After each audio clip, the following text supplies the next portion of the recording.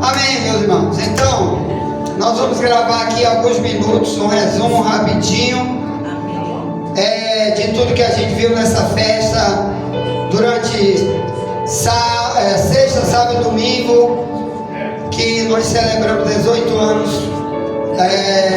da fundação desse ministério, que tem a placa Só Jesus Liberta, que é uma igreja exclusiva para ensinar. Uma igreja diferente da maioria delas, por isso que ela é vazia. Você sabia que a igreja de Jesus era vazia? Jesus, irmão, pregou para Israel, e a maioria de que ouviu ele rejeitou ele. Poucos aceitaram ele, porque ele tinha mensagem que a religião da época não tinha. Ele chamava a religião deles de qual mosquito engoliu o camelo. Mateus 23, 24.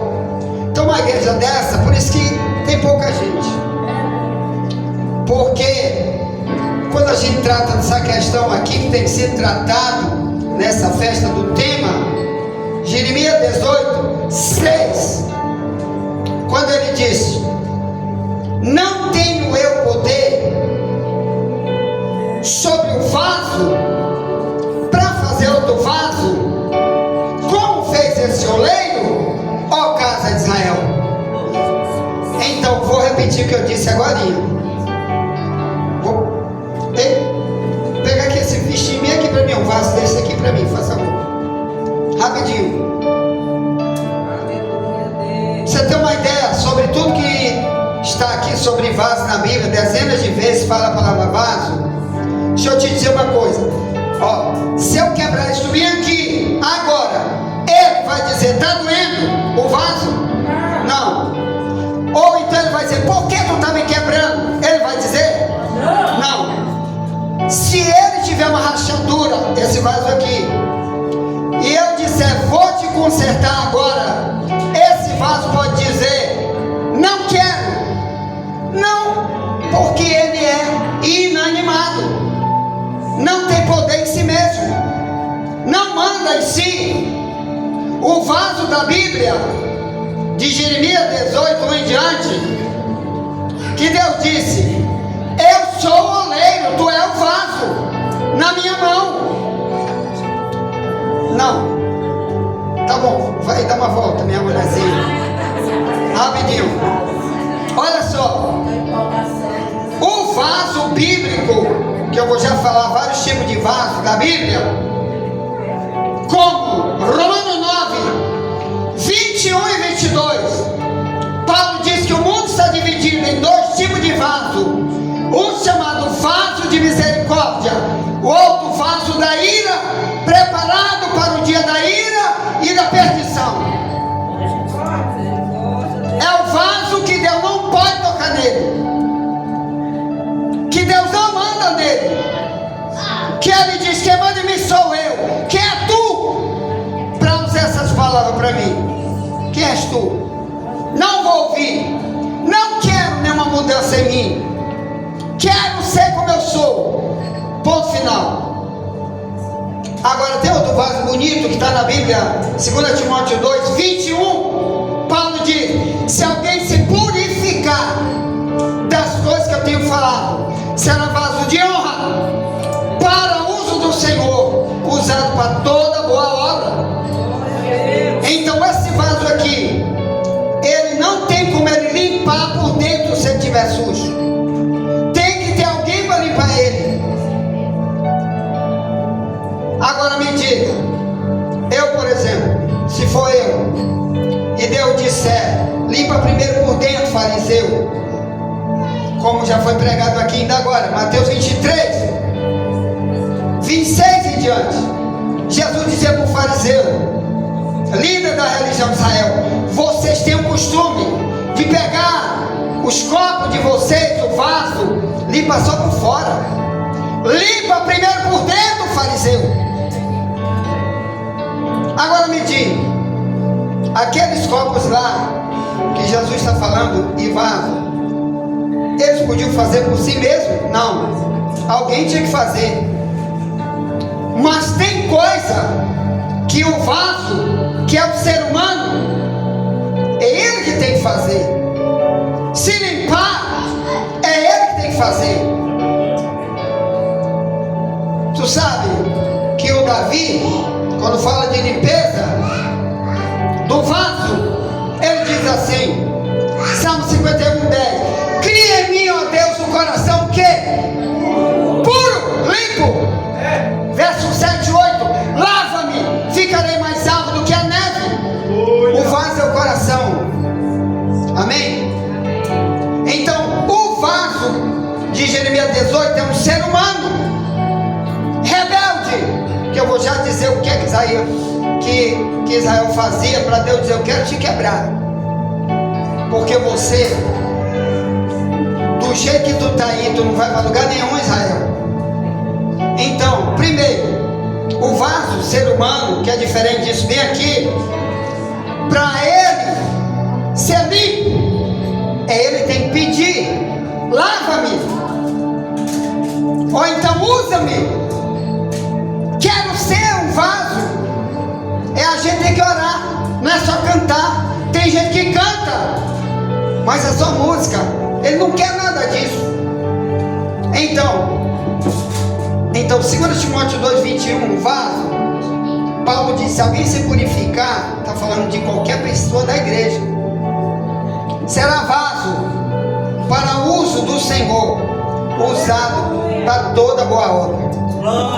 Então aqui tem crente, qualquer igreja, que se não entender o que é o vaso da Bíblia, diferente disso daqui, ó, se ele mesmo não quiser ser usado para toda boa obra, nem vaso ele não é. Não serve para nada. Porque um vaso desse aqui, por exemplo, eu posso botar água nele, posso botar lixo, se eu quiser, lama, o que eu quiser aqui dentro. Mas se eu também for uma pessoa limpa, boa, eu vou botar aqui só o que presta. Então, o cristão, para ele ser, 2 Timóteo 2:21, um vaso que preste, para que Deus possa usá-lo em qualquer obra, naquilo que Deus quer e não naquilo que Ele quer, ele tem que ser puro aqui, ó, limpo, lavado por dentro. Te lava por dentro, para a gente não ficar cantando aqui, perdendo tempo.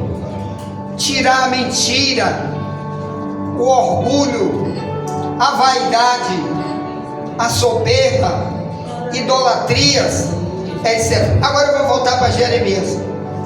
Pode pegar meu vaso aí. Esse aqui, vaso sou eu. Esse aqui, sabe por quê? Eu aprendi que se eu mandar em mim mesmo, Deus não pode usar nunca. Mas se eu deixar Ele me usar, é outra coisa. Aí Ele vai limpar. Tá bem? Ele vai quebrar o que Ele quiser. Tem até um hino que eu gosto do J. Neto, que aqui ninguém cantou. Ele canta assim: eu sei que errei, mas peço outra vez uma chance. Eu quero voltar, prometo seguir como antes. Aí ele diz assim: quebra minha vida, faça-me de novo. Oh, oh, oh, oh. É tudo que eu preciso para ser um vaso novo. Quebra minha vida, faça-me de novo. Amém? Bem, então o vaso de barro, que tem aqui um monte que trouxeram aqui, que é aquele de Jeremias, ele não manda em si, por isso o oleiro quebra, faz do jeito que ele quiser. Mas o Israel, que Jeremias pregou para ele aquela mensagem, irmão, era um povo que mandava em si mesmo. Aquele povo teve que ir para o cativeiro babilônico. O Nabucodonosor, depois da mensagem de Jeremias, invadiu Israel, matou multidões. E o que restou do povo? Uma parte ficou escrava por 70 anos em Babilônia. A maioria morreu na guerra. Sabe por quê? Não deixou ser quebrado. Que a Bíblia diz: tudo tu plantado vai colher. Gálatas 6, 7, 8. Plantou na carne, vai colher corrupção. Então, mas eu quero falar do tempo de Jeremias. No tempo de Jeremias, Deus usou algumas simbologias. Uma delas foi o vaso. Diz Israel: tu é um vaso, mas tu não está deixando eu trabalhar. Mas também Jeremias 2:13, Deus compara Israel com uma cisterna rota que não retém água. Tu sabe que uma cisterna rota, ó, bem aqui, ó, nessa igreja aqui embaixo, tem um tanque que foi feito aqui, que cabe quase 2.000 litros aqui ou mais, sei lá quantos, aqui dentro, talvez 10.000 litros. Já imaginou se quando a gente, ou o primeiro dono desse prédio aqui, tivesse feito aquilo ali, deixasse um buraco desse tamanho no fundo daquela cisterna, toda vez que viesse água de fora do governo, da companhia de água de São Luís do Maranhão, aí depois no outro dia tu vai ler: eu quero pegar um balde d'água aí para me banhar. Sabe quanto ia achar água aí? Nunca. Porque tinha um buraco na cisterna. A cena na época de Israel, que se você levar para o lado do vaso rachado, é igual. Você pega o vaso rachado, bota lá, ó, o que tu quiser dentro, óleo, água, não fica, vai embora. Por que Jeremias é usado para dizer, 2:13, vocês são como uma cisterna rota que não retém água? A água é a palavra, é tudo aquilo que Deus já tinha falado através de Jeremias, e eles faziam de conta que não é com eles. Entra por onde quiser, mas sai do outro lado que tem um buraco. Nesse mesmo Jeremias 2:13, ele diz: vocês fizeram uma maldade comigo, vocês deixaram a mim a fonte das águas vivas e cavaram para vocês cisterna que não retém água. Vocês fizeram uma maldade. Deus falava através de Jeremias. É a mesma coisa que Jesus falou em Lucas 5:37. Ele disse: eu vou comparar essa religião de vocês com um odre velho que vocês querem botar vinho novo, e odre velho não pode. O odre vai romper, vai estourar. Sabe o que era o odre? Era um tipo de vaso usado na época de Cristo, feito de couro de animal. Eles pegavam o animal, tirava, por exemplo, um cabrito, um carneiro, um bode, tirava toda a carne dele pela boca, tirava tudo pela boca. Não pergunta como, você depois bota no YouTube como é que faz o odre, que até hoje eles estão fazendo. Tem gente lá que faz. Esse povo lá que mora lá nos desertos, eles dão uso isso, que eles carregam água dentro daquilo ali, vinho, um monte de coisa líquida, e até mesmo farinha, etc. Olha, dentro de odre. Então eles pegam, tiram a carne toda do bezerro, não, do bode, do carneiro, e aqui pela boca eles botam para secar, e ali vira tipo um vaso. E eles usam por muitos anos para botar, principalmente Lucas 5:37, vinho. Então Jesus dizia: o vinho novo, se você botar em odres velhos, vai estourar, porque tem a fermentação. Está falando que quando Jesus veio, eles queriam que Jesus pregasse a mesma religião que eles pregavam. Eles queriam que Jesus fosse um mestre com a mesma doutrina que os fariseus tinham. E Jesus disse: não, eu não vim fazer isso. Eu vim foi fazer você, Mateus 5:8, somente os puros de coração verão a Deus. O odre tem que ser limpo para botar o vinho novo, que é o Evangelho. O evangelho, meu irmão, não aceita remendo, não aceita mistura.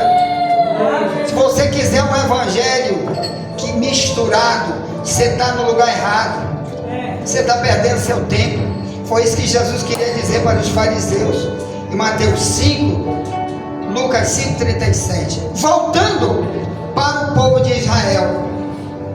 Então, quando Deus disse: olha, Jeremias, eu quero fazer você um vaso novo, eu vou apenas dizer como é que vivia o povo de Israel aqui rapidinho.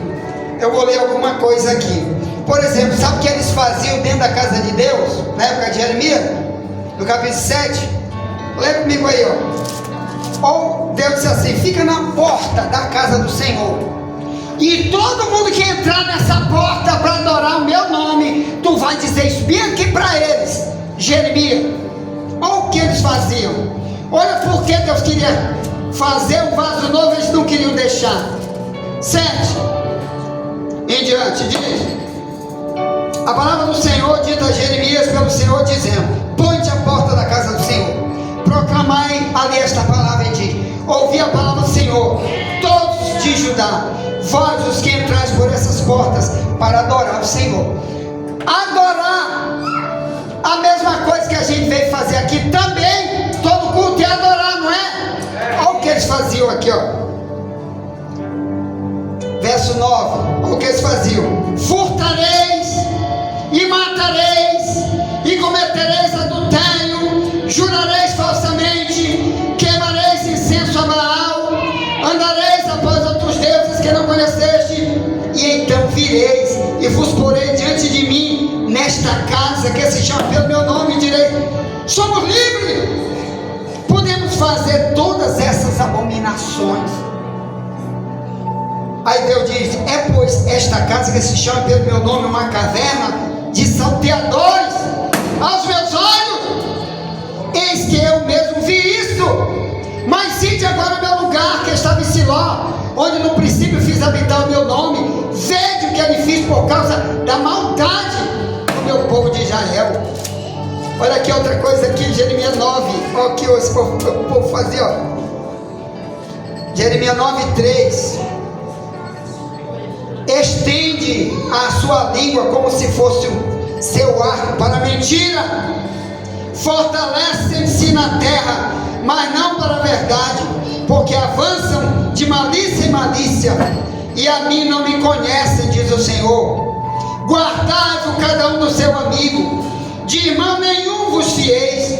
Todo irmão não faz mais do que enganar, todo amigo anda caluniando. Zombará cada um do seu próximo, não fala a verdade, ensina a sua língua, fala mentira, andam se cansando de obrar perversamente. Verso 6: a tua habitação está no meio do engano, pelo engano recusam a conhecer-me, diz o Senhor. Verso 7: portanto assim diz o Senhor dos Exércitos: eis que eu fundirei vocês, os provarei, porque de que outra maneira procederia com os filhos do meu povo?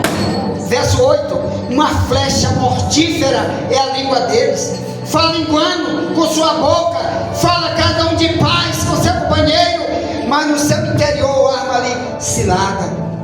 É que nem um camarada chega um pro outro: ô meu irmão, te amo, mas por trás tá que nem o escorpião aqui todinho, cantando aquele hino. Somos uma família, vivendo compromisso, uma faca aqui todinho para meter no outro, vivendo com... Era assim que estava o povo de Israel, adorando na casa de Deus, mas cada um malvado.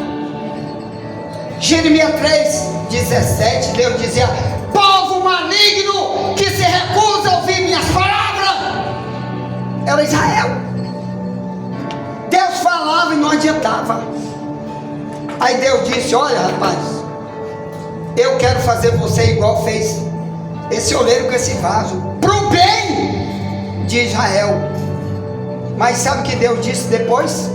Que ele sabia que eles não iam mudar. Então bora lá, Jeremias 18:17. Olha o que Deus diz para eles aqui depois do negócio de vaso. Tem hora que não tem mais promessa de vaso para Deus, porque Deus quer que o homem decida livre-arbítrio, poder de escolha, como escolheu Israel. Aí olha o que ele disse aqui, ó, Jeremias 18, 7, diz: no momento em que eu falar contra uma nação, contra um reino, para arrancar, para derribar e destruir, se a tal nação contra a qual falar se converter da sua maldade, também eu me arrependerei do mal que pensava lhe fazer. No momento em que eu falar de uma gente, de um reino, para edificar e plantar, se ele fizer o mal diante dos meus olhos, não dando ouvidos à minha voz, então me arrependerei do bem que tinha lhes dito que ele faria. Verso 11: ora, pois fala agora aos moradores de Judá e aos moradores de Jerusalém, dizendo: assim diz o Senhor, eis que estou forjando mal contra vós, projeto um plano contra vós, convertei-vos, pois agora cada um do seu mau caminho, melhorai vossos caminhos, vossas ações. Verso 12: mas ele diz: não há esperança, porque após as nossas imaginações andaremos, fará cada um segundo o propósito do seu malvado coração. Olha aí, irmão, quantas vezes a gente não tem falado dentro da igreja que cada um é responsável pelas suas ações. Apocalipse 22, 11 e 12, Jesus disse: eu venho sem demora, meu galardão está comigo para dar a cada um segundo sua obra. Quem é santo se santifique mais, quem é sujo se suje mais, quem é limpo se limpe mais. Glória a Deus, glória a Deus. Mas nós temos o livre-arbítrio. Falta só 1000 horas aí para terminar, te acalma. Sim, encerramento da festa, né? Então o que eu estou dizendo para vocês, irmão, é isso, bem aqui. O Paulo também disse que na casa de Deus tem 4 tipos de gente, que ele chama de 4 tipos de vaso. 2 Timóteo 2, 19 ao 21.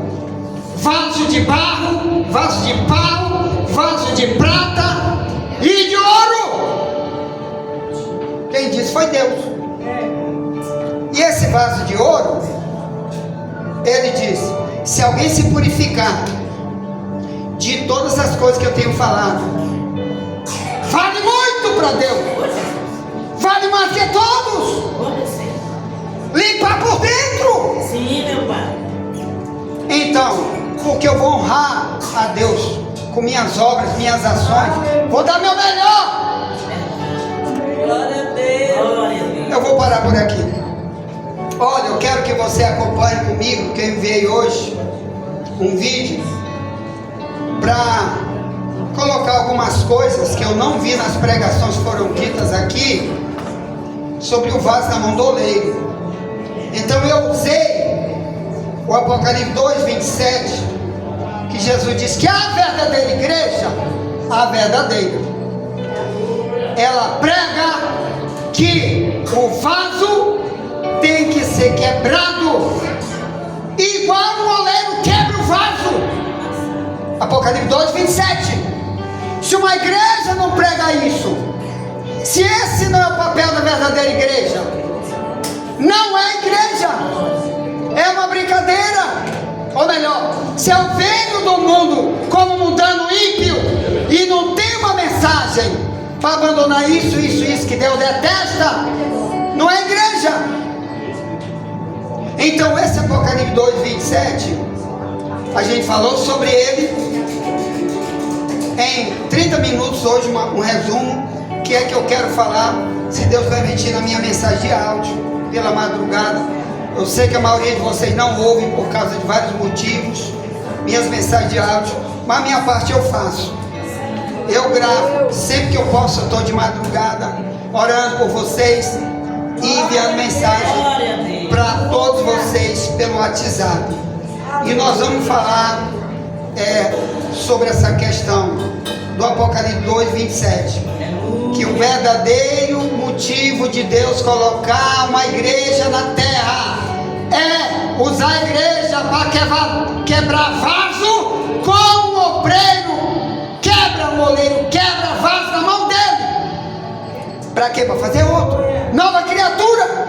A Bíblia diz que quem está em Cristo é nova criatura. Aleluia. Ponto. Glória a Deus. Bora ficar em pé em nome de Jesus. Quebra minha vida, faça-me de novo. Oh, oh, oh, oh. É tudo que eu preciso para ser um vaso novo. Você tem que fazer essa oração. Deus te abençoe. Senhor, tu abençoa teu povo com perdão, com a nova vida. Seja abençoado em nome de Jesus. Amém, amém, amém, amém. Amém.